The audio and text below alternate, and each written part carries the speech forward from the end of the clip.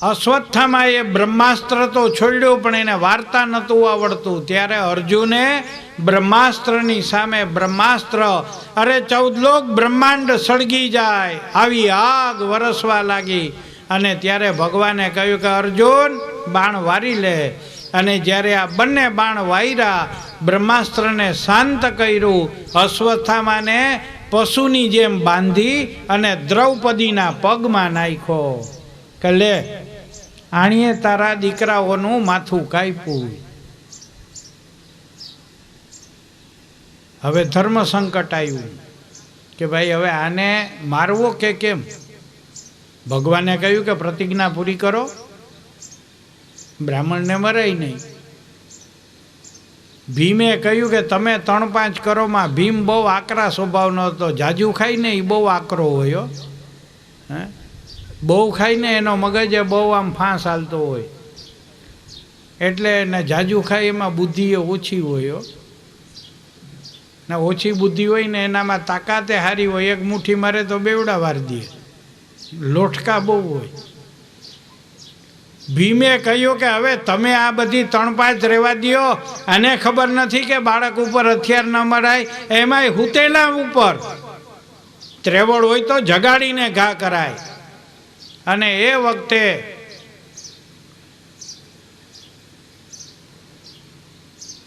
ભગવાને કહ્યું કે ભાઈ હવે આનો રસ્તો આતતાઈ વધારણવ.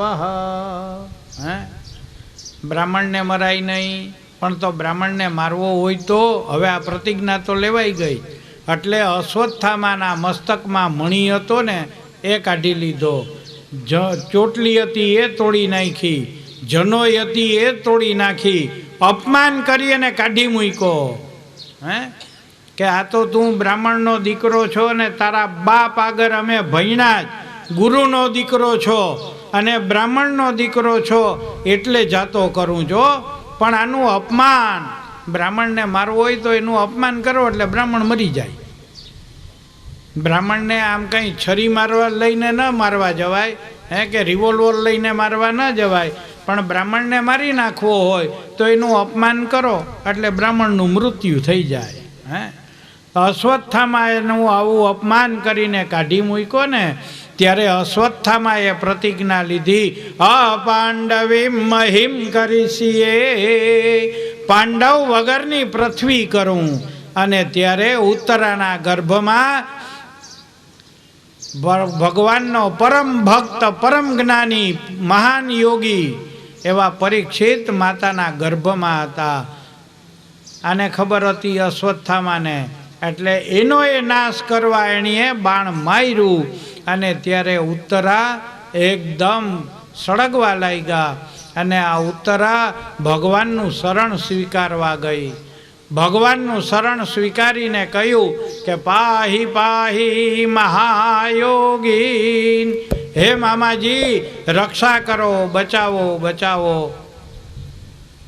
મારું કલ્યાણ કરો. આમ કહી અને જ્યારે ભગવાનની આગળ પહોંચે જ ને ત્યારે પરમાત્મા જાણી ગયા કે ઓહો વેથેદમ દ્રોણપુત્રસ્ય, આ તો દ્રોણાચાર્યના દીકરાનું ઝપટ છે. હો, એટલે પરમાત્માએ વિચાર કર્યો કે આની રક્ષા તો કરવી જ જોઈએ. અને આ રક્ષા કરવાને માટે પરમાત્મા ઉત્તરાના ગર્ભની અંદર પધાર્યા. આખા જગતમાં અનેક પુરાણો, અને પુરાણોમાં પણ આપણા ગણિત પ્રમાણે 18 પુરાણ, એમાં એક ભાગવત બાદ કરતા કોઈ પણ પુરાણમાં આ દાખલો નથી. હે, ભક્ત અને ભગવાન એક જ ગર્ભની અંદર પ્રવેશ થયો. એક જ ગર્ભમાં ભક્ત છે અને એ જ ગર્ભમાં ભગવાન.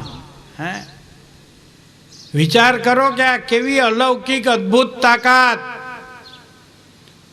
પરીક્ષિત માતાના ગર્ભમાં અને અશ્વત્થામાના બાણથી જ્યારે સળગવા લાગ્યો, અને એ વખતે પરમાત્મા એનું રક્ષણ કરવાને માટે ઉત્તરાના ગર્ભમાં પધાર્યા. અને જ્યારે ઉત્તરાના ગર્ભમાં પધારે પોતાના સુદર્શન ચક્ર દ્વારા ગર્ભની રક્ષા કરી, ફરતી રક્ષા કરી. પરિરક્ષતી ઇતિ પરીક્ષિત. પરિરક્ષતી ફરતી રક્ષા કરી એટલે પરીક્ષિત. ઈક્ષતી ઇતિ પરીક્ષિત. ઈક્ષ એટલે જોવું. આ ગર્ભ વિચાર કરતો હતો. આ ગર્ભ જોવે કે આ કોણ છે? શંખ ચક્ર ગદા પદ્મ વનમાલા વિભૂષિતમ. આ તત્ર નારાયણમ દેવમ. આ ભગવાન નારાયણ શંખ ચક્ર ગદા પદ્મ ધારણ કરી અને મારી રક્ષા કરે. અને એ વખતે ઉત્તરાએ પ્રાર્થના કરી, મામે ગર્ભો નિપાત્યતા, મારો ગર્ભ ન પડવો જોઈએ. અને ત્યારે પરમાત્માએ ગર્ભમાં જઈ અને એની રક્ષા કરી. અને એ વખતે પરીક્ષિતનો જન્મ થયો. પરીક્ષિતને માતાના ગર્ભમાં જ ભગવાનના દર્શન થઈ ગયા હતા. અને પરીક્ષિત ભગવાન આ બંને કરતા ઉત્તરા કેટલી મહાન. કે આ એક જ જગતમાં દાખલો છે કે ભક્તને ભગવાન એક જ ગર્ભમાં આવ્યા. ઉત્તરાના ગર્ભમાં પરીક્ષિત અને એ જ ઉત્તરાના ગર્ભની અંદર ભગવાન. ભગવાને બહાર આવીને ઉત્તરાને કહ્યું કે તને હું માં કહું, બેન કહું, દીકરી કહું, હું તને હું કહું? ભગવાન ઉત્તરાને કહે છે કે હું તને હું કહું? તું માં છો, તું બેન છો, તું દીકરી છો. એક જ ગર્ભમાં બેયનો સમાવેશ આ જગતમાં પહેલો દાખલો છે. કોઈ પુરાણોની અંદર આ કથા નથી. કેવલ ભાગવતજી એવું બતાડે છે કે ભક્તને ભગવાન એક ગર્ભની અંદર સમાવિષ્ટ. અને જ્યાં પરમાત્માની કૃપા હોય ને, જાકો રછવાલ ગોપાલ ધની તાકો બલવંત કહા ડર રે. જેનો રખેવાળ ભગવાન નારાયણ છે, એને પછી આ જગતમાં કોઈ હલાવી ન શકે. હો સાનુકૂલે જગન્નાથે સાનુકૂલે જગત્રયમ પ્રતિકૂલે જગન્નાથે પ્રતિકૂલે જગત્રયમ. ઉપરવાળાની મહેરબાની હોય ને તો દુનિયામાં તાકાત ન, કોઈ વાળ વાકો ના કરી શકે. અને જો ઓની મહેરબાની ન હોય તો દુનિયાની એવી કોઈ હસ્તી નથી કે આપણું રક્ષણ કરે. એની ઈચ્છા નથી એટલે નથી. બસ પરિપૂર્ણ એટલે પરિપૂર્ણ.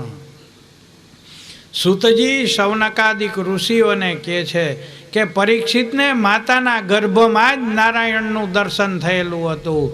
આવા મહાન પરીક્ષિતના જન્મ કર્મની કથા. અને બ્રાહ્મણોએ ભવિષ્ય ભાખ્યું અને કહ્યું કે ઓહો, આ તમારો દીકરો જ્ઞાની, યોગી, તપસ્વી, ધનવાન, ખૂબ જ યશસ્વી, ઓજસ્વી, તેજસ્વી, આવો આ તમારા દીકરાનો દીકરો. અને એ વખતે ધર્મરાજાને જરાક ઓછું આવ્યું. કેમ કે ધર્મરાજાને વિચાર આવ્યો કે આ છોકરો ભવિષ્યમાં એમ પૂછશે કે મારા બાપનું શું થયું. તો અભિમન્યુ, મહાભારત તમે સમજો. યુદ્ધના મેદાનમાં હાથમે કોઠે અભિમન્યુનું મરણ દગાથી થયું. પહેલામાં નિયમ હતો કે ગઈઢાવ પહેલાં વયા જાય અને જુવાન પછી જાય. પણ હવે તો કલિકાલ આવી ગયો ને, જુવાન પહેલાં વહી જાય ને ગઈઢાવનો આરો ના આવે. પછી મારી પાસે ઘણાએ આવીને કે બાપા હવે આમાં કેદી જિંદગી પૂરી થાય? અરે ખબર હોય તો હું મારું ન કરી લઉં પૂરું, તારું કેમ ખાઉં? પણ આ તો સમય છે. અહીંયા એવું સમજાવે કે પરીક્ષિત રાજા અને એનું ભવિષ્ય. અને એમાં એમ કહ્યું કે ભવિષ્યની અંદર કલિકાલ અને કલીનો સંગ થશે. બ્રાહ્મણના દીકરાનો સાપ લાગશે, તક્ષક નાગ 7મે દાડે કરડશે અને પરીક્ષિતનું મરણ થશે. આ બધા ભવિષ્યના નિદાનો કર્યા. પાંડવોએ હિમાલયમાં હાડ ગાળ્યા અને અંતે એક જ બચ્યું. કોણ? ધર્મરાજા, કે જેણીએ જિંદગીમાં ખોટું નહોતું બોલ્યા પણ એકવાર ખોટું બોલ્યા. એ ક્યારે? મહાભારતના યુદ્ધમાં. મહાભારતના યુદ્ધના સમયની અંદર પોતે ખોટું બોલ્યા હતા. કેમ? અશ્વત્થામા નામનો હાથી મર્યો અને દ્રોણાચાર્યની પ્રતિજ્ઞા હતી. અને શું પ્રતિજ્ઞા હતી?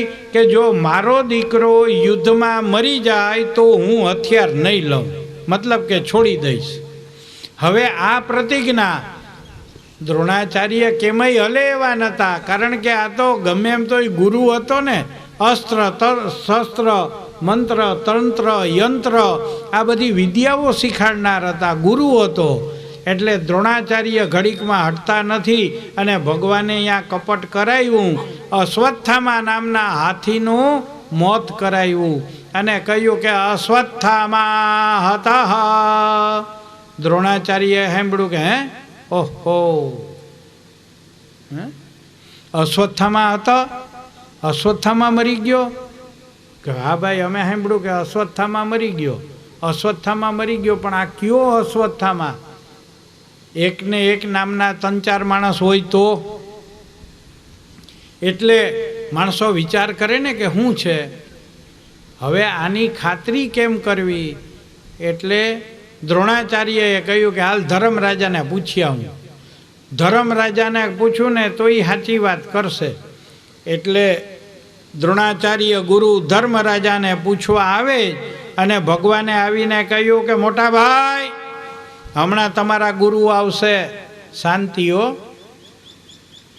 કેમ? એ તમને પૂછશે કે અશ્વત્થામા મરી ગયો એટલે તમારે કેવું અશ્વત્થામા હતા, હા મરી ગયો.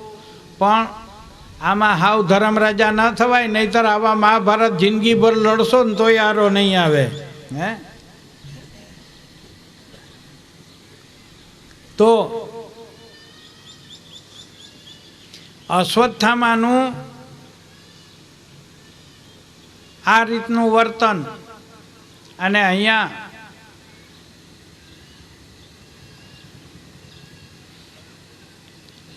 અશ્વત્થામા હતો કહ્યું, પણ હવે ગુરુએ આવીને પૂછ્યું ભાઈ ધરમ કોણ મરી ગયું?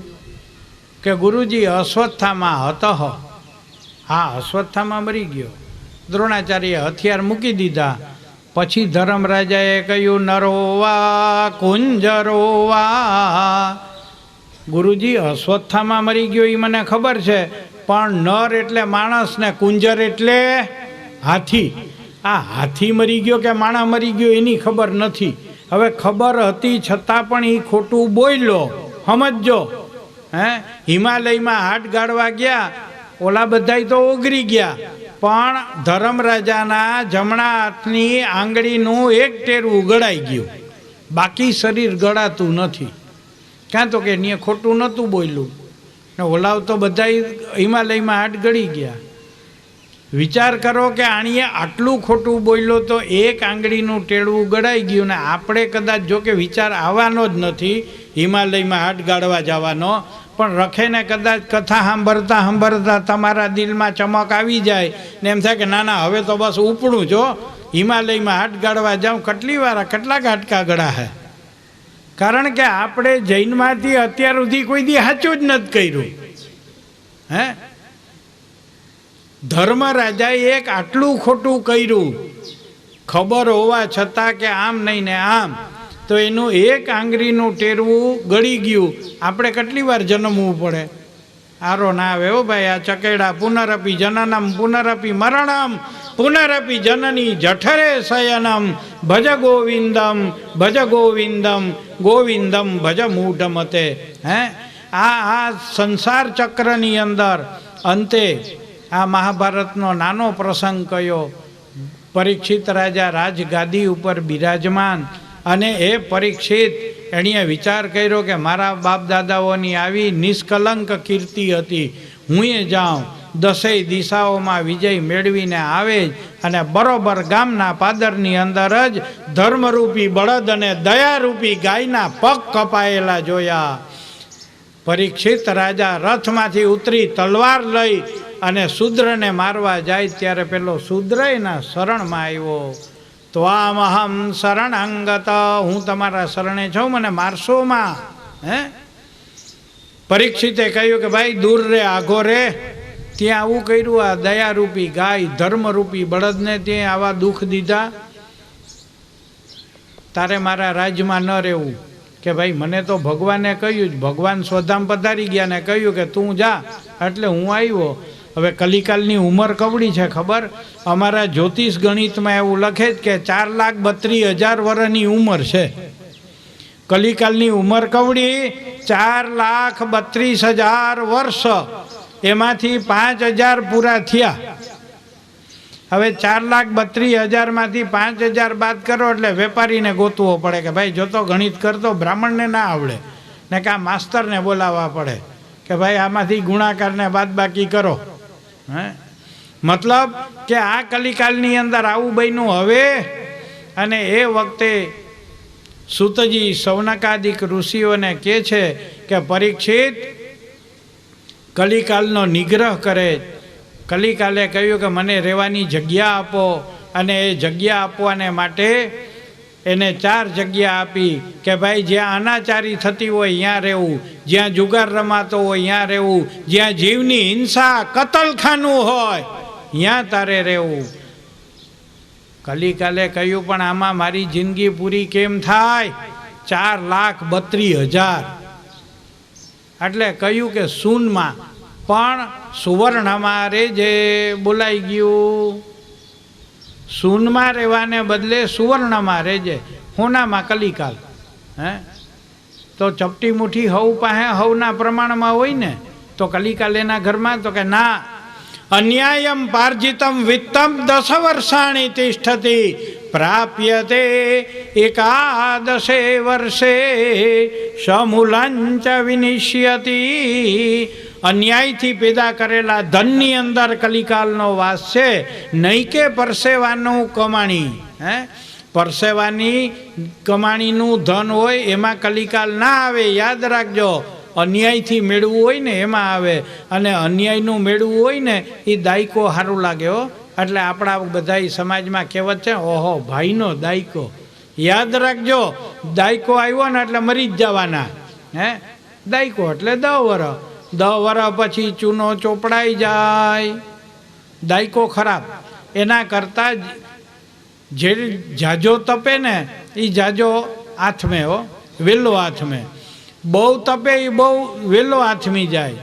એના કરતાં કુદરતને આધીન થઈ અને જીવન હાલે એ પ્રમાણે જીવો તો આથમવાની કોઈ તકલીફ નહીં પડે. સૂતજી બતાવે છે સૌનકાદિક ઋષિઓને કે પરીક્ષિત આ રીતે કલીનો નિગ્રહ કર્યો, અને અંતે એ કલીનો નિગ્રહ કરી રાજ્યમાં આવે છે. એક વખત એને વિચાર આવ્યો કે હું શિકાર કરવા જાઉં, અને બપોરના શિકાર કરે જંગલમાં સમીક ઋષિના આશ્રમમાં પાણી પીવા આવ્યા. અને જ્યારે સમીકના આશ્રમમાં પધારે છે ને, અને એ વખતે ઋષિ સમાધિમાં હતા, ત્યારે સોનાનો મુગટ માથે પહેર્યો હતો. અને આ સોનાનો મુગટ પાંડવોના ઘરમાં અન્યાયનો આવ્યો હતો. અન્યાયનો મુગટ હતો પાંડવોના ઘરમાં. અન્યાય તો કે હા, મહાભારતમાં બતાવે છે કે જરાસંધને મારવાને માટે ભીમ દ્વારા જરાસંધનો વધ કર્યો. 20,800 રાજાઓને જરાસંધે મગધની જેલમાં પૂર્યા હતા, અને એ ભીમના હાથે જરાસંધને મરાવી નાખ્યો. ત્યારે એ રાજાઓના ધન ભેરા કરીને જરાસંધે હોનાનો મુગટ બનાવ્યો હતો. હવે એ મુગટ જરાસંધ પહેરતો. ભીમે જરાસંધને માર્યો અને એનો જીવ ગયો મુગટમાં. એટલે કહ્યું કે કનૈયા આ લઈ લઈએ. ભગવાને કહ્યું ભાઈ રહેવા દે, આપણું કામ પૂરું થઈ ગયું. આ હોનાનું મુગટ આપણને દુઃખદાયી છે કે ના, અન્યાયનું ધન છે કે ના. એ મુગટ લઈ આવ્યો ને એ મુગટ આજે પરીક્ષિતે પહેર્યો. એના માથા ઉપર કલિકાલ આવી ગયો. કુબુદ્ધિ, ખરાબ બુદ્ધિ આવી. ઋષિની મસ્કરી કરી ધનુષના અગ્રભાગથી એક મરેલો હરાપ ઋષિના ગળામાં વીંટાળી દીધો અને આશ્રમમાં આવી ગયા. ત્યારે સમીકના દીકરા શૃંગી નદીમાં સ્નાન કરે છે, અને ત્યાં કોઈએ જઈને કહ્યું કે અરે ભાઈ શૃંગી, તારા બાપને નાગનો દંશ થયો અને તારા પિતાનું મરણ. ઓહો! બ્રાહ્મણનો દીકરો એકદમ ક્રોધ આવી ગયો. મંત્ર તંત્રનો જાણકાર હતો, પ્રચંડ વિદ્વાન હતો, નદીમાં ડૂબકી મારી અને હાથમાં જલ લીધું. ઇતિ લંઘિત મર્યાદા તક્ષક સપ્તમે હની. શાપ આપ્યો. શાપમ તસ્મૈ પ્રદત્તવાન. શાપ આપ્યો. શું કહ્યું કે અમારા બ્રાહ્મણ કુળની મર્યાદાનો જેણીએ ત્યાગ કર્યો એને આજથી 7મે દિવસે તક્ષકના કરડે અને એ કુલાંગારનું મૃત્યુ થાય. શાપ આપી દીધો. આવ્યો આશ્રમમાં. આશ્રમમાં આવીને પિતાના ચરણમાં દંડવત વંદના. રડતા રડતા બાપના અંગૂઠા ભીના થયા. આંખમાંથી ગરમ પાણી પડવા માંડ્યું. પાણી આંખનું ગરમ હોય ઠંડુ હોય કે હા બે રીતનું હોય. અતિ પ્રેમ હોય ને પ્રેમની પરાકાષ્ઠા હોય ને ત્યારે આંખમાંથી પાણી પડે ને એ ઠંડા હોય. અને વિરહનું આગ હોય ને અને એમાં જે આંખમાં પાણી પડતા હોય ને એ ગરમ ગરમ હોય. આંખમાંથી પાણી બે રીતે આવે. પ્રેમમાં આંખમાં પાણી આવે એ ઠંડા અને વિરહના અગ્નિના આંખના પાણી હોય ને એ ગરમ. મેં તો અનુભવ કર્યો, તમે કરી જોજો. હા, અનુભવ કરવા જેવું છે. આંખમાંથી ગરમ પાણી પડવા માંડ્યા. બાપના અંગૂઠા ભીના થયા. અરે અરે બેટા વત્સ કસ્માન રોદસે. અરે ભાઈ તું શા માટે રડે? શું થયું? આ જાગી ગયો. બાપુજી તમે જીવો જ. મારાથી તો સાપ અપાઈ ગયો. કોને? તો કે એ ખબર નથી. મેં તો એટલું જ કહ્યું કે મારા પિતાના ગળામાં જેણીએ સાપ નાખ્યો હોય એને તક્ષક નાગ 7મે દી કરડે, કુલાંગારનું મરણ થાય. હવે તો કે આવો સાપ દેવાઈ ગયો. કોને? ખબર નથી. ઋષિએ સમાધિમાં જોયું અને કહ્યું કે રાજા પરીક્ષિતને આ સાપ લાગ્યો. પરીક્ષિતને જઈને કહ્યું કે ભાઈ 7મે દી કરડવાનો છે. ઓ યાદ રાખજો, મને ને તમને બેયને 7મે દી જ કરડે. અઠવાડિયાના દી કેટલા કહેવાય? અઠવાડિયું પણ દી 7. આજે રવિવાર છે, સામે રવિવારે 7 દી પૂરા ને. આપણે જૈનમાં જન્મ, જ એટલે આવ્યા, ન અડધો એટલે એ આપણી જિંદગી, અને મ એટલે ભાઈ મોત ડેફિનેટ 100.1 ડેફિનેટ ફાઇનલ કે આ તારીખે આવ્યા ને આ તારીખે જવાનું. હમણાં એક અમારા સંબંધીમાં બનાવ બન્યો. 95 વર્ષના બાપા જૈનમાં હતા, એ જ તારીખે મરી ગયા. જન્મ તારીખે એક ને મરણ તારીખે એક. આવું તો નસીબદાર હોય એને મળ્યો. નહીતર મારી અહીંયા ઘણા પૂછાવા કે અમારા બાપા મરી ગયા ને એની તારીખ ગોતી દો. તો હવે બાપ મરી ગયો એની તારીખની ખબર ન હોય. કેવી કરુણતા. ઠીક છે, પરીક્ષિત રાજાને ખબર પડી કે હવે આમાં 3-5 કરવા જેવું નથી. જન્મ આવ્યા અને મોત તો છે જ, કપારમાં લખાઈ ગયું. પણ કેદી છે એ આપણે ખબર નથી. એટલે અભિમાનના પૂતળા બની જમીનથી 2 ફૂટ ઊંચા હાલીએ છે કોઈ. અરે કંઈ કિતના રાણા રમ ગયા, કિતના ગયા નિરાશ. ધરતી મૈયા નત નવી કેની ન પૂરી આસ. અહીંયા તો કંઈક રાણાને રાજ્ય આવી ગયા ને ધૂળ ભેગા થઈ ગયા. અરે રાવણ જેવો રાવણ ધૂળ ચાટતો થઈ ગયો તો મારી તમારી હેસિયત હું? તૈયારીમાં રહ્યો, કંઈ આવશે ખબર નથી. કબ બુલાવા આયેગા પતા નહીં હે. ખબર નથી. ગમે ત્યાં પાસપોર્ટ આવે ને સિક્કો લાગી જ ગયો. જો વિઝા ફાઇનલ છે એમાં પછી અહીંયા એક્સટેન્શન ન થાલતું. હા, હું ઇંગ્લેન્ડ ગયો ને પછી ઓલા મારા યજમાને કંઈ ઉતારે ને એમ શરીર ઉપરથી બધુંય છોડી દીધું. મતલબ કે ઘર બાર સ્ત્રી પુત્ર ધન દોલત ઐશ્વર્ય બધુંય છોડી ગંગાના કિનારે.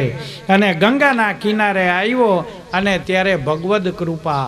યાદ રાખજો, સંતને ગોતવા જવાથી ન મળે હો. સંતને એની કૃપા થાય તો સંત પધારે. સંતને તમે ગમે એટલા ફાફા મારો ન મળે. એના આશીર્વાદ હોય તો સંત પધારે.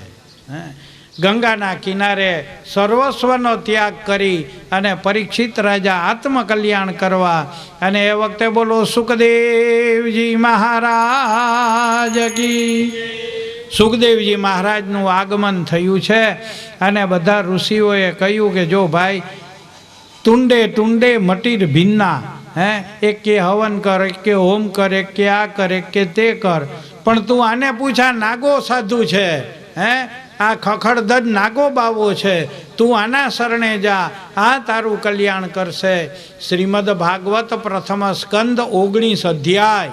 અને આ 19 અધ્યાયની અંદર સુખદેવજી મહારાજ પધાર્યા. પરીક્ષિત એનું સ્વાગત કરી, દંડવત વંદના કરી અને બિરાજમાન કરી વિનંતી કરી કે પ્રભુ મારું કલ્યાણ. બીજા સ્કંદના 10 અધ્યાયની અંદર શુકનારાયણે પરીક્ષિતને સમજાવ્યું અને એની અંદર સ્થૂળ અને વિરાટનું ધ્યાન, ભાગવતના 10 લીલાઓની કથા અને ભાગવતજીના મૂળ 4 શ્લોક. આ બીજા સ્કંદની પૂર્ણાહુતિ કરી ત્રીજા સ્કંદના 33 અધ્યાયનો પ્રારંભ થાય. આ ત્રીજા સ્કંદના 33 અધ્યાયની અંદર વિસર્ગ લીલા. અત્ર સર્ગો વિસર્ગશ્ચ સ્થાન પોષણમૂતયઃ મનવંતરે શાનુકથા નિરોધો મોગિરાશ્રય. ત્રીજા સ્કંધના 33 અધ્યાયની અંદર સર્ગલીલા. અને આ સર્ગલીલાની અંદર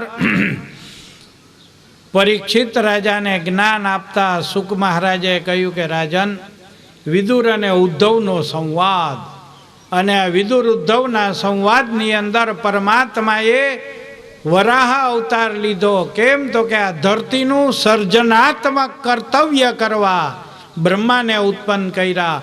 સ્વયંભૂ મનુ, સતરૂપા રાણી, આ બધાની ઉત્પત્તિ, બ્રહ્માની સૃષ્ટિ, અનેક પ્રકારની રુદ્ર વગેરેની ઉત્પત્તિ, અને એમાં સ્વયંભૂ મનુ, સતરૂપા રાણી એનો ધરતીનું સ્થાપન કરવા ભગવાને વરાહ અવતાર લઈ જય વિજય પાર્ષદોને હિરણ્યાક્ષ હિરણ્યકશિપુ બનેલા. એમાં હિરણ્યાક્ષનો વધ કરી જલની ઉપર ધરતીની સ્થાપના કરી. અને આ સ્થાપના કરી અને પૃથ્વીનો સર્વપ્રથમ રાજા સ્વયંભૂ મનુ થયા. આ સ્વયંભૂ મનુ, સતરૂપા રાણી, એને ત્યાં 3 દીકરીઓનો જન્મ થયો. આકુતિર દેવહૂતિશ્ચ પ્રસૂતિરિતિ વિશ્રુતા. આકુતિ, દેવહૂતિ અને પ્રસૂતિ. દેવહૂતિનું લગ્ન કરદમ જોડે થયું. કરદમનો મિનિંગ, કરદમનો અર્થ પોતાના શરીરનું દમન કરી અને જેણીએ તપ કર્યું. અને આ કરદમ ઋષિ એનું લગ્ન દેવહૂતિની જોડે થયું. અને દેવહૂતિને ત્યાં 9 કન્યાઓ. અને આ 9 કન્યા એટલે 9ધા ભક્તિ. આ જગત ઉત્પન્ન થયું ને ત્યારથી દીકરીઓની ઉત્પત્તિ જાજી ને દીકરાઓ ઓછા. દીકરી જન્મે ને તો થાળી ન વગાડવી, એ જૂના જમાનાની વાત છે હો.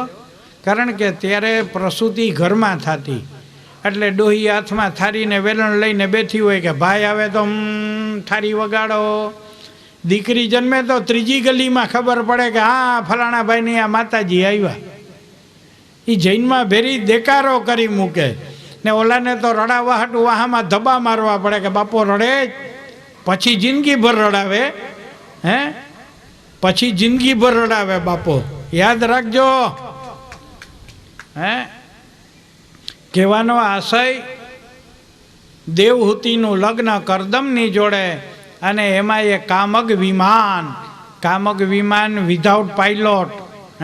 એમાં પાઇલોટ નહીં, સેલ્ફ પોતાની, એમાં બેહનારની ઈચ્છા પ્રમાણે ઉડે. એમાં ટ્રાવેલર્સ જે બેઠા હોય એને એમ થાય કે જાપાન, એટલે પ્લેન જાપાનમાં ઊભું રહે. એને એમ થાય કે ચાઇના, એટલે પ્લેન ત્યાં ઊભું રહે. Without petrol, without pilot. વિચાર તો કરો કે કેટલું સંશોધન ઋષિ મુનિઓનું. આ તમારા વિજ્ઞાનનું પાંચિયું ના આવે હો ભાઈ, યાદ રાખજો. ભાગવત કે જ, હું નથી કહેતો. મારું આમાં કંઈ છે જ નહીં, આમાં જ લખ્યું કહું છું. કામમ ગમતી ઇતિ કામગઃ, બેસનારની ઈચ્છા પ્રમાણે ઉડે. આવું આ કામગ વિમાન. અને એની અંદર આ દેવહૂતિ અને આ પ્રમાણે કરદમ ઋષિ ત્યાં આગળ પ્રસ્થાન કરે. 9 કન્યાનો જન્મ. અને આ નવ કન્યા કોણ? નવધા ભક્તિ. શ્રવણ કીર્તનમ વિષ્ણુ સ્મરણ પાદ સેવનમ અર્ચનમ વંદનમ દાસ્યમ સખ્યાત્મનિવેદનમ. 9 પ્રકારની ભક્તિ કરદમને ત્યાં પ્રગટ થઈ અને ભગવાને આ કામગ વિમાનનો કરદમે ત્યાગ કર્યો, દેવહૂતિએ ત્યાગ કર્યો અને બિંદુ સરોવર સિદ્ધપુર પાટણમાં બિંદુ સરોવર અને ત્યાં આગળ બંનેએ તપ કર્યું અને એને ત્યાં પરમાત્માએ અવતાર લીધો. ભગવાનને આવું તો ખરું, પણ એને કરદમને દેવહૂતિ જેવા મા બાપ મળવા જોઈએ ને. રામને આવું જ, પણ એને દશરથ જેવો પિતા આ મળવું જોઈએ ને. કૃષ્ણને આવું જ, પણ એને નંદ યશોદા મળવા જોઈએ ને. યાદ રાખજો, અવતાર ક્યારે થાય? ખાલી થાય ને તો. પાણીનો ટાંકો ભરાઈ જાય પછી ઓવરફ્લો થાય, પછી એમાં પાણી હમાય. પણ એમાં પાણી ભરવું હોય તો ટાંકો ખાલી થાય. ત્યાં ભગવાન આવે ક્યારે? કે તમે ખાલી થાવ તો. પણ આપણે પગથી માથા સુધી ભરેલા છે. આ હું, આ મારું, આ પારકું, આ પોતાનું, આવા મિથ્યા અભિમાનમાં આપણે બુડેલા છે. ભગવાન કેમ આવશે? ઓલા ઘણા ભજન બોલે કે રામ આતે નહીં, સબરી કી જૈસે બુલાતે નહીં. પણ હું કરવા આવે? રામને એવી હું પડી જ ભાઈ? ના આવે. સર્વાત્મા નિવેદન થાય ને તો જ આની ચમક આવે, નહીં તો ના આવે. કરદમ અને દેવહૂતિને ત્યાં પરમાત્માએ અવતાર લીધો અને આ અવતાર એટલે બોલો કપિલ નારાયણ ભગવાન કી. કપિલ ભગવાનનો અવતાર ભાગવતજીના ક્રમ પ્રમાણે આદ્ય તું કપિલસ્ય જન્મ ભરતાખ્યાનમ દ્વિતીય દિને ત્રાતીયે ગજેન્દ્ર મોક્ષકરણામ તુર્યે હરિરુદ્ભવ રૂક્ષ્મણિયા હરણમ પંચમ દિને ષષ્ઠે કથા યોગીનામ કૈવલ્યમ નૃપતે ચ સપ્તમ દિને સપ્તાહ પાઠે ક્રમ. સપ્તાહનો ક્રમ છે. મહાત્મ્ય પધરાયું એ દિવસ ના ગણાય, પણ આજથી કે ભાઈ પહેલે દિવસે કપિલ ભગવાન સુધી કથા થવી જોઈએ, બીજે દિવસે સાંજે ભરત આખ્યાન આવવું જોઈએ, ત્રીજે દિવસે સાંજે તૃતીયે ગજેન્દ્ર મોક્ષકરણમ, ગજેન્દ્રનો ઉદ્ધાર, અને ચોથે નંદ ઘેરા નંદ ભયો જય કનૈયા લાલ કી. પાંચમે રૂક્ષ્મણીનું હરણ. એકલો હોય તો એકલો તો ના લે, એટલે એને બેકલો કરવો પડે. એટલે રૂક્ષ્મણીનું હરણ અને પછી તો કે યોગેશ્વરોની કથા અને પરીક્ષિતનો મોક્ષ ઉદ્ધાર. આ શોર્ટ નોટ જેને કહેવાય. આજે આપણે આપણા ભાગવતજીના ક્રમ પ્રમાણે કપિલ ભગવાન સુધી બિફોર ટાઈમ ગાડી આપણી પહોંચી ગઈ. એટલે આ ગાડીને અહીંયા બ્રેક મારશું અને સંત પધારેલા છે અને મુખ્ય યજમાન શ્રી જયંતિલાલભાઈ અને અન્ય જે ભાઈઓ હાજર છે એ આવે અને સંતનું સ્વાગત કરે. બોલો નારાયણ ભગવાન કી. 2 મિનિટ દરેક ભાઈ સભાજનોને શ્રોતાજનોને વિનંતી કે 2 મિનિટ સ્વામીજી વચનામૃત કરશે અને આપણે એના વચનામૃતથી પાવન થઈએ. બોલો નારાયણ ભગવાન કી. શરણાગત પાપ પર્વતમ ગણયિત્વા ન ત્વદીય સદ્ગુણમ અણુમાપ્યતુલમ હિ મન્યતે સહજાનંદ ગુરુમ ભજે સદા. સચ્ચિદાનંદ રૂપાય વિશ્વોત્પત્યાદિ હેતવે તાપત્રય વિનાશાય શ્રી કૃષ્ણાય વયમ નુમઃ. સર્વાવતારી મારા ઈષ્ટદેવ ભગવાન સ્વામિનારાયણ, ગ્રંથરાજ શ્રીમદ ભાગવત શાસ્ત્ર બહુ આનંદદાયી શૈલીમાં પરમેશ્વરના દિવ્ય યશ આપણને શાસ્ત્રી પૂજ્ય વિષ્ણુ મહારાજ સંભળાવી રહ્યા છે. સંહિતા પાઠનું વાંચન કરતા દરેક બ્રહ્મદેવતાઓ, આપ સૌ ધર્મપ્રેમી ભક્તોને ભાવથી મારા જય સ્વામિનારાયણ.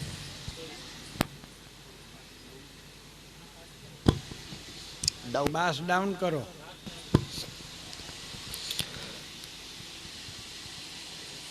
કથામાં મજા આવી? તમને મજા આવી બધાયને? શાની કથા ચાલતી હતી?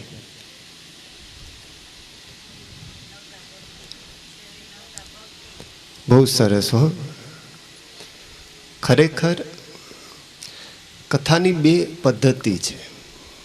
એક નારદીય પદ્ધતિથી, એટલે સંગીત સાથે હોય. આ મૂળ વ્યાસ પદ્ધતિથી કથા આપણે સાંભળીએ છીએ. મહારાજ પરીક્ષિતના જન્મની કથા આવી.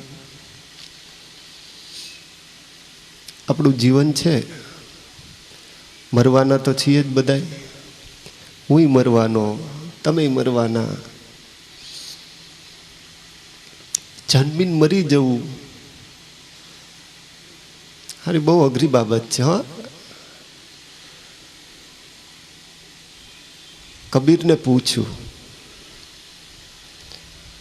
કે મરી જવું છે તો આ વચ્ચેની બધી બબાલો વળગી છે, હાલું બધું બહુ અઘરું છે. કબીર કહે છે કે હું રોજ મરી જવું કરો. એકવાર એવું મરી જઈએ ને બીજી વાર જન્મ જ ના થાય. મરવાનું તો છે જ, પરંતુ જો ભાગવત શાસ્ત્રનો આશય હોય, આ જગતમાં છે ને બંને પાસા જોઈએ. નેગેટિવ પોઝિટિવ પ્લસ માઇનસ ના હોય તો જગતનું બેલેન્સ ટકે નહીં. તમને એમ થાય કે હાલું આટલી બધી કથાઓ, દુનિયામાં કથાઓ કેટલી બધી થાય, ચાલુ જ હોય. કથાઓ ક્યારેય પૂરી થતી જ નથી. આટલા ભગવાનના મંદિરો, આટલા સંતો ઉપદેશ આપે, છતાં આ દુનિયા કેમ સુધરતી નથી?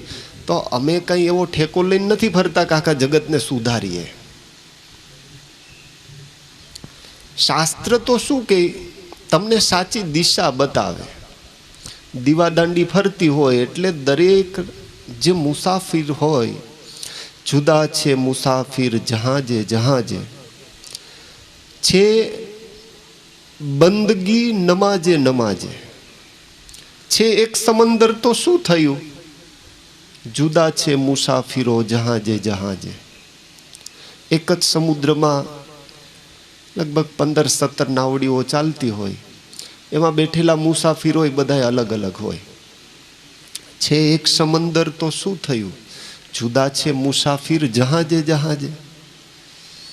પોરબંદરનો સંઘ આવ્યો હોય, બેટ દ્વારકા જતો હોય, તો ખાલી તમે પોરબંદરના જ એમાં ભરાવ એવું ના હોય, એમાં કોઈક સાવરકુંડલાનોય હોય. આ વિશ્વમાં, અને એમાં પણ શાસ્ત્ર એવું કહે છે કે ભારત દેશમાં પણ ગુજરાતમાં જન્મ મળવો ને આ ઈશ્વરની કૃપા સિવાય પ્રાપ્ત ન થાય. વિશેષ ભગવાન વ્યાસ નારાયણે પોતે આપેલો આ ગ્રંથ, એ આ ભાગવત શાસ્ત્ર છે. ભગવાન વ્યાસ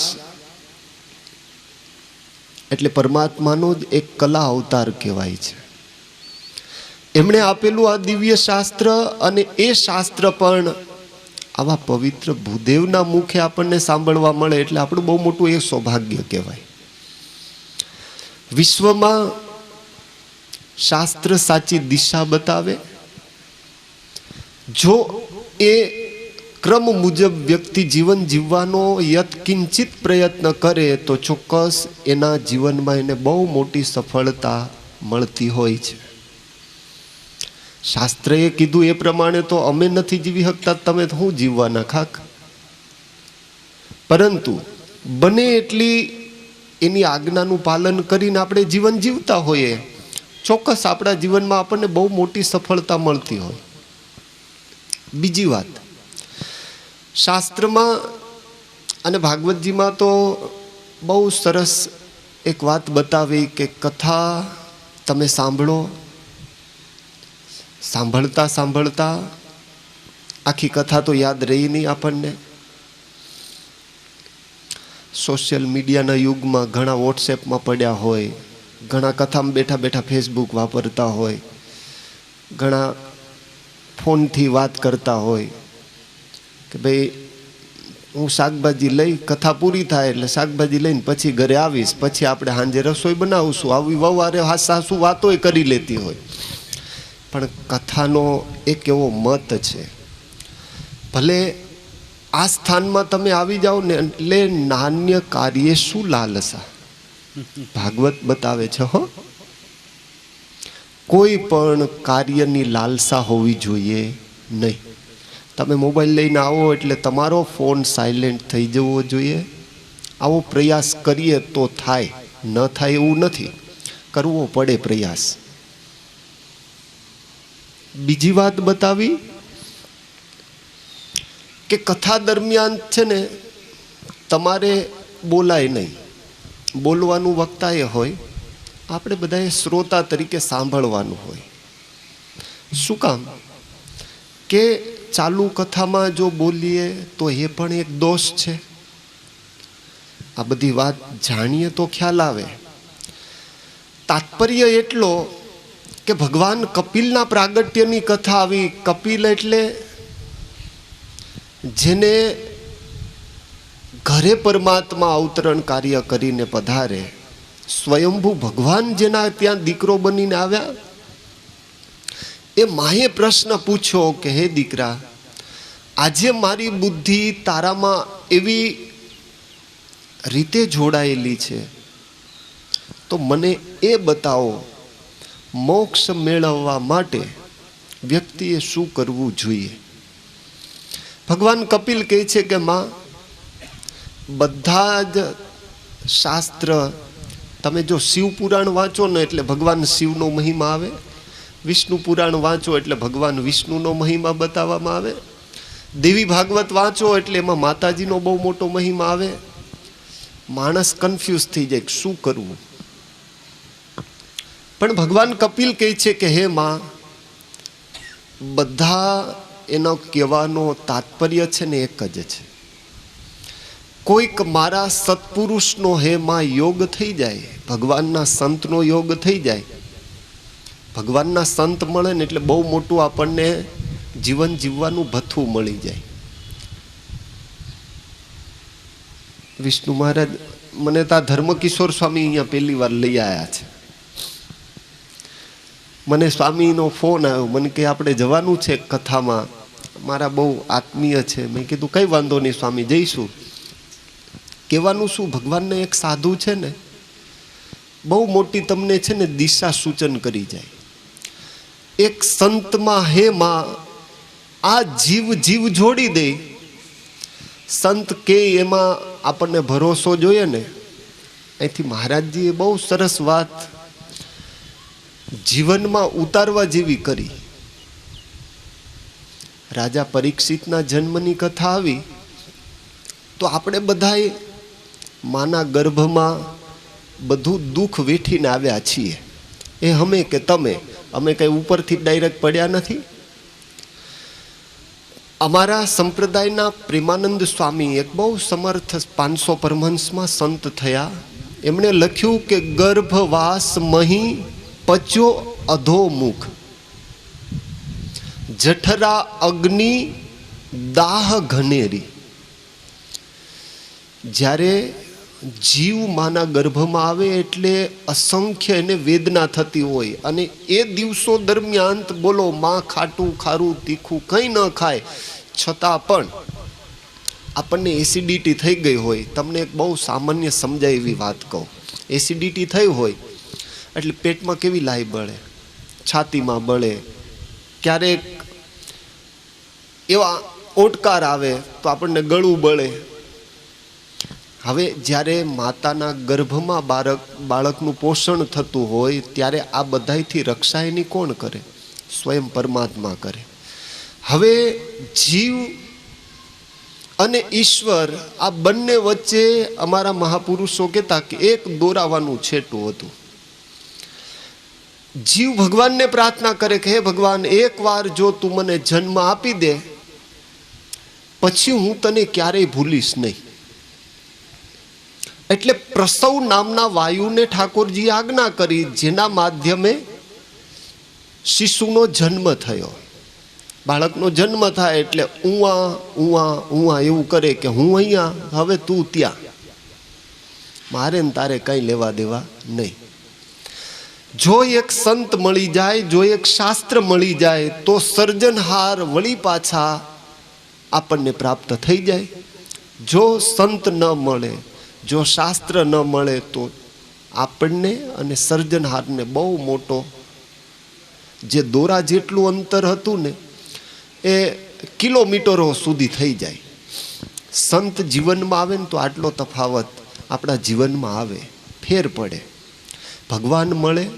અને એટલે જ હનુમાનજી મહારાજને જ્યારે પૂછવામાં આવ્યું કે હે હનુમાન, તારા જીવનમાં વિપત્તિમાં વિપત્તિ હોય તો એ કહે, ત્યારે એ હનુમાનજી મહારાજ કહે છે કે હે પ્રભુ, જબ તવ નામ સુમિરન હોય. મારા જીવનમાં મોટામાં મોટી ઉપાધિ જો કોઈ હોય ને, તમારું ભજન ન થાય, આ જ મોટી ઉપાધિ, બાકી એક પણ ઉપાધિ છે નહીં. ભગવાન વ્યાસનારાયણના ચરણોમાં વંદન. આજે જે ભગવાનના પ્રાગટ્ય મહોત્સવમાં આપણે જોડાયા એવા ભગવાન કપિલના ચરણોમાં વંદન. તમે બધા બહુ જ્ઞાની પુરુષ અને મહાપુરુષ જ છો. ભાગ્યહીન નર પાવત નાહી. ભાગવત એવું કહે છે કે જન્માંતરે ભવેત પુણ્ય તદા ભાગવતમ લભે. બહુ મોટા જન્મોના પુણ્ય ભેગા થયા હોય ને ત્યારે ખાલી ભાગવત એવું આપણા કાનમાં સાંભળવા મળે. આપણે તો બહુ ભાગ્યશાળી છીએ કે આવા પવિત્ર ભૂદેવના મુખે આપણને ભાગવતની કથા સાંભળવાનો યોગ મળ્યો. એટલે આપણે તો છે ને, કદાચ તમે ગંગા ન નાહી શકો ને, અહીંયા આવી જાઓ એટલે ગંગા નાહી લીધા જ. આ કથા સાંભળી અને પછી તમે કદાચ એવું કહો ને કે આપણે હવે ચારધામની યાત્રાય નથી કરવી, તો પણ કંઈ વાંધો આવે નહીં. કેમ કે આ ભાગવત સાંભળ્યું, આનાથી બીજું કંઈ મોટું પુણ્ય છે જ નહીં. એવા ભાગવત ભગવાનના ચરણોમાં વંદન. પૂજ્ય ધર્મકિશોર સ્વામી, બોલો, એમનું નાદુરસ્ત શરીર છતાં પણ એક પ્રેમ લાગણીને વશ થઈ સહેજે અહીંયા તમારા બધાની વચ્ચે આવવાનું થયું. બહુ આનંદ થયો. ઘણા દિવસો હજુ તમારી પાસે છે. રાજા પરીક્ષિતજીએ જ આવો પ્રશ્ન કર્યો હતો. સુખદેવજી મહારાજને કહે છે કે હે ગુરુદેવ, 7 દિવસમાં મને કેમ ભગવાન મળે? ત્યારે એ સુખદેવજી મહારાજ કહે કે તારી પાસે 7 દિવસ છે, ખટવાંગ રાજાની પાસે તો માત્ર 2 મિનિટ હતી, છતાં પણ એનો ઉદ્ધાર થઈ ગયો. તો આપણી પાસે દિવસો તો છે જ. ગયા એને હવે યાદ નથી કરવા, છે એને બરબાદ નથી કરવા. જેટલા છે એને હવે બરબાદ નથી કરવા. એટલે બધાને ખાસ છે ને દીકરા દીકરીઓને કથામાં લાવવા, એને આખી સિસ્ટમ છે ને. આપણે મોડલિંગ યુગમાં હવે જતા રહ્યા છીએ, મોડેલ યુગમાં જતા રહ્યા, પણ આપણી સંસ્કૃતિ આપણે ભૂલતા જઈએ છીએ. શાસ્ત્ર એનો એવો મત છે કે જે દેશનો વ્યક્તિ ઇતિહાસથી વંચિત થાય ને, એ સંસ્કૃતિનો નાશ થતા વાર ના લાગે. આપણે રોજ કથામાં આવીએ તો નાના દીકરાઓ એ ભલે ને રમત કર્યા કરે અહીંયા આવીને, પણ લઈ આવવા, આગ્રહ રાખવો, નાના બાળકોને કથામાં લઈ આવવા, દીકરા દીકરીઓને. સિરિયલો 5 દિવસ ઓછી જોવો તો કંઈ વાંધો ના આવે. તમારે એપિસોડ પાછા તમને બતાવતા જ હોય, એ રિપીટ કરતા જ હોય ને. બને એટલો કથાનો લાભ લેજો. ભગવાન દરેકનું શ્રેય કરે. અસ્તુ. જય સ્વામિનારાયણ. જય દ્વારકાધીશ.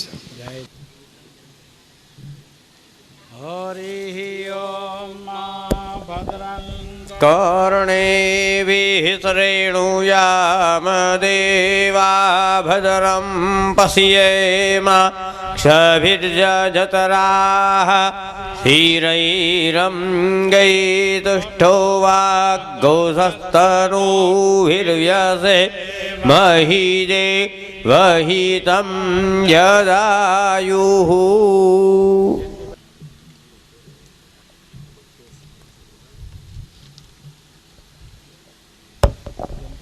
येयः सदा परिभवग्नमभीष्टद्रोहं तीर्थत्पदं शिवविरञ्चनितं शरण्यं भृत्यार्त्यहं प्रणतपालभवाब्धिपूतं वन्दे महापुरुषते चरणारविन्दं।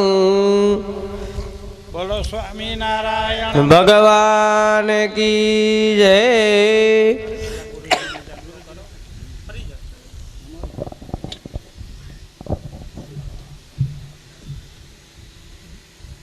બૃહસ્પતે અતિયદરજો વરેહાદ્યુમદ્વિભાતિ ક્રતો મજ્જનેખો यदीदयच्छ वसरेत प्रजा ततदस्मा शुद्रवीणं धेहि चितराम।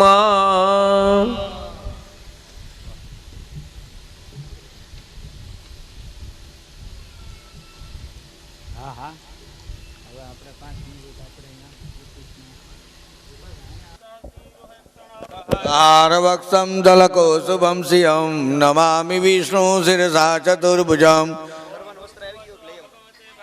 हाँ छे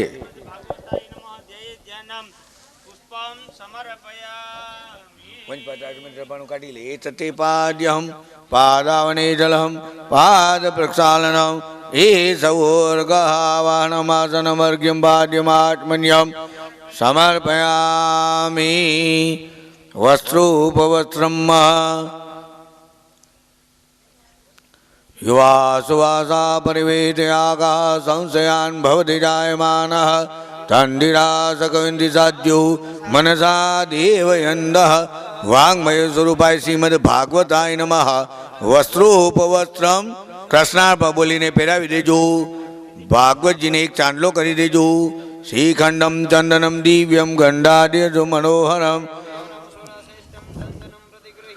अक्षदा सुरश्रेष्ठा कुंकुमाक्ता सुशोभिता जटपुरुकेण विखादीवा जग्नमतन्वता। वाङ्मय स्वरूपाय श्रीमद्भागवताय नमः। ऋतुकालोद्भवानि पुष्पं समर्पयामि। 5 चमची जलनी चढ़ावी देजो। धूपमाग्रापयामि दीपं दर्शयामि नैवेद्यं निवेदयामि फलमुखवासातिताम्बूलः हिरण्यगर्भ दक्षिणां समर्पयामि।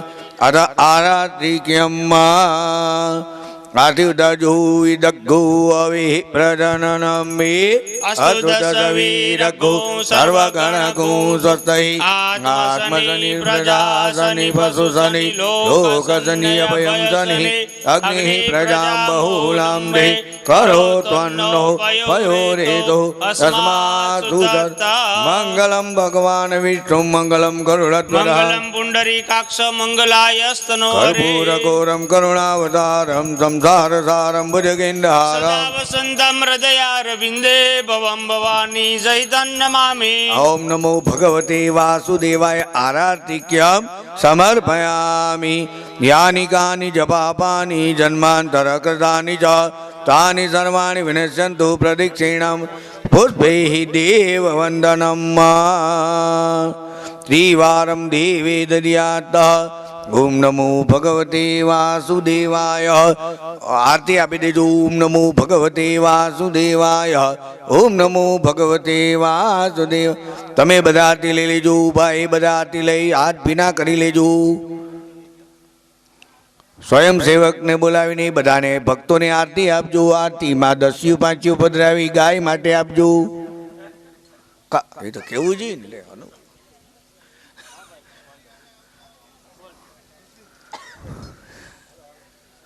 बधाने आरती आपी देजो भक्तों ने।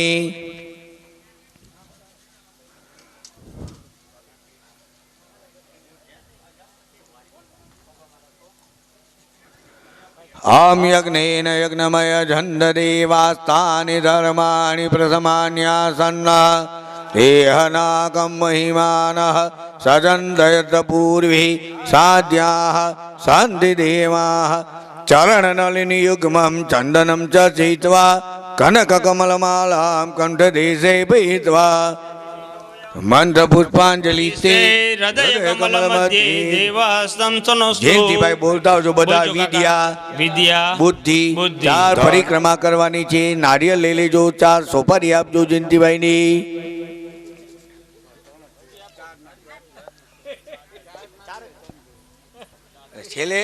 છેલ્લે એક નારિયેળ અને સોપારી બે પધરાવાનું છેલ્લે ફેરે એમ.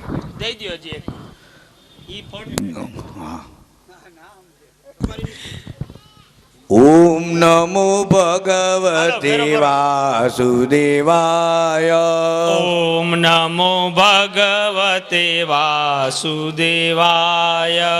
ઓમ નમો ભગવતે વાસુદેવાય. ઓમ નમો ભગવતે વાસુદેવાય. વાસુદેવાય હરિ વાસુદેવાય. વાસુદેવાય હરિ વાસુદેવાય. વાસુદેવાય હરિ વાસુદેવાય. વાસુદેવાય હરિ વાસુદેવાય. ઓમ નમો ભગવતે વાસુદેવાય. ઓમ નમો ભગવતે વાસુદેવાય. ઓમ નમો ભગવતે વાસુદેવાય. ઓમ નમો ભગવતે વાસુદેવાય. વાસુદેવાય હરિ વાસુદેવાય. વાસુદેવાય વાસુદેવાય હરિ વાસુદેવાય.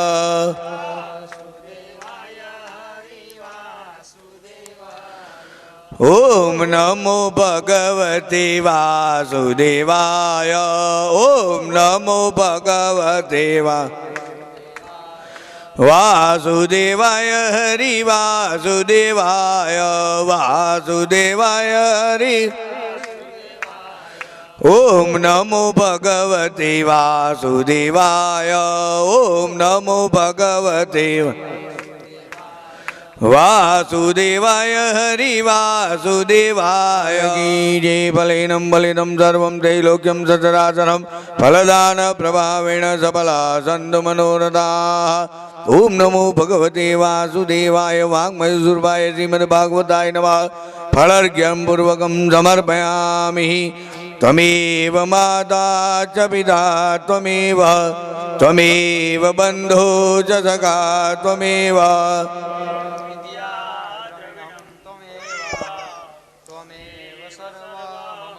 દેવ દેવ કાયેન વાચા મનસેન્દ્રિયેર્વા બુદ્ધ્યાત્મના વા પ્રકૃતિ સ્વભાવ.